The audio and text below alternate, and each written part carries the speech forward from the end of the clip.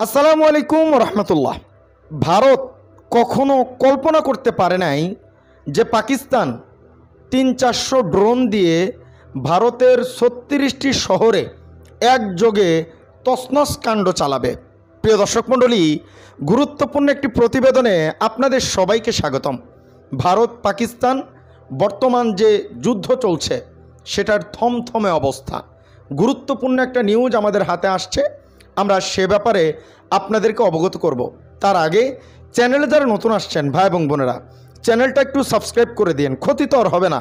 এরকম নিত্য নতুন আপডেট পেতে আমাদের চ্যানেলটি সাবস্ক্রাইব করেন, ভিডিওতে একটা লাইক দিন। চলেন প্রতিবেদনটি একাধারে আপনাদেরকে একটু শোনাতে চাই। 300 না, বুঝছেন, 400টি তুর্কি ড্রোন দিয়ে ভারতের 36টি শহরে হামলা চালিয়েছে পাকিস্তান। দাবি ভারতের। ভারত দাবি করল যুদ্ধবিরতি ভাঙা হয়েছে। তবে আসল প্রশ্ন এবার কি? বন্ধুরা, এমন বিস্ফোরক খবর রীতিমতো সিনেমাকেও হার মানিয়ে দেবে। আজকে গতকাল রাতে নয়াদিল্লির এক জরুরি সংবাদ সম্মেলনে ভারতের সেনাবাহিনীর মুখপাত্র কর্নেল সুফিয়া কুরৈশি এক বিস্ময়কর দাবি করেছেন। পাকিস্তান 300 থেকে 400টি তুর্কি ড্রোন ব্যবহার করে হামলা চালিয়েছে ভারতের 36টি শহরে। হ্যাঁ, আপনি ঠিকই শুনছেন, 36টি শহরে একযোগে হামলা চালিয়েছে ভারত।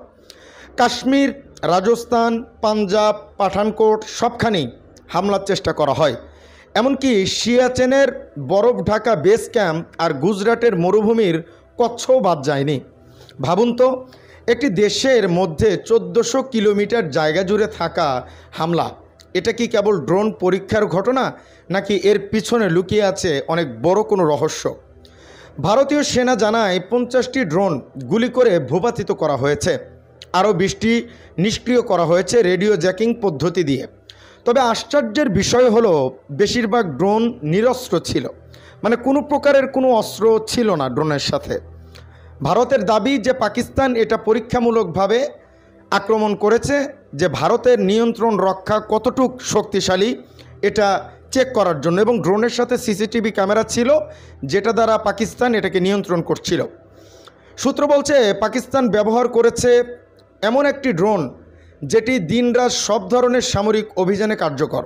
এই ড্রোনগুলোর কার্যক্ষমতা এবং পাল্লা এমন যে তা বড়সড় হামলার জন্য যথেষ্ট। ভারতের সেনা জানিয়েছেন প্রতিক্রিয়ায় তারা পাকিস্তানের শত শত ড্রোন ও ক্ষেপণাস্ত্র ধ্বংস করেছে। আপনার কি বিশ্বাস হয়? আমার বিশ্বাস হয় না। এবং তাদের বিমান প্রতিরক্ষা ব্যবস্থাও নিষ্ক্রিয় করে দিয়েছে। জম্মু ও কাশ্মীরের নিয়ন্ত্রণ রেখা জুড়ে গোলাগুলি চলতে থাকায় এখন পর্যন্ত 16 জন ভারতীয় প্রাণ হারিয়েছে, যার মধ্যে একজন সেনাও রয়েছেন। বন্ধুরা, এখন সবচেয়ে বড় প্রশ্ন, এই ঘটনার পর ভারত পাকিস্তান সীমান্তে উত্তেজনা কতটা বাড়বে? এটা কি নতুন সংঘাতের ইঙ্গিত, নাকি কৌশলগত একটি সতর্কবার্তা? আপনি কি মনে করেন? নিচে কমেন্ট করে জানাতে ভুলবেন না। এরকম আন্তর্জাতিক গুরুত্বপূর্ণ নিউজ পেতে অবশ্যই আমাদের চ্যানেলটি সাবস্ক্রাইব করে পাশে থাকবেন। প্রতিনিয়ত আমরা আপনাদেরকে দেশ বিদেশ আন্তর্জাতিক সকল প্রকারের নিউজ এই চ্যানেলে আপনাদেরকে আমরা প্রোভাইড করব। অনুরোধ করতেছি চ্যানেলটি সাবস্ক্রাইব করবেন, ভিডিওগুলো শেয়ার করবেন, পরিপূর্ণ ভিডিওটি দেখবেন।